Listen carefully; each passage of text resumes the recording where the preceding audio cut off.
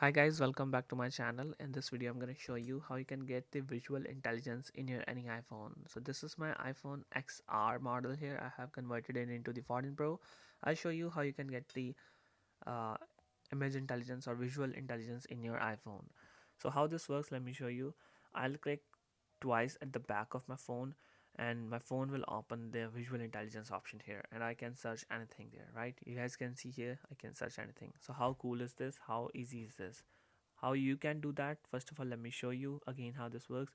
I'll click twice at the back of my phone and it will open my visual intelligence and I can access anything like in the iPhone 16s, right? So how I have done that, first of all, install the Google app and the Shortcuts app from App Store. Shortcuts app should be pre-installed in your phone. After installing Google app, open this application and open the Google Lens. If you don't know what's Google Lens, in the Google app you will see Google Lens app and make sure you allow the permissions to access it, right? So there we go. Now open the Shortcuts app here. There we go again. Click on this plus icon, create a new shortcut, click on open app here. There we go, open app. Select here the Google app.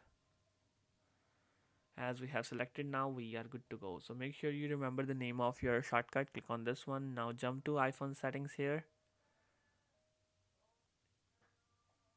In the iPhone setting, open iPhone accessibility.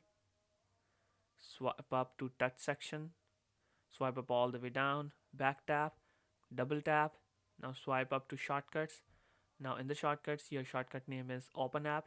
I mean, my shortcut name is Open App. I'll choose this and I'm good to go.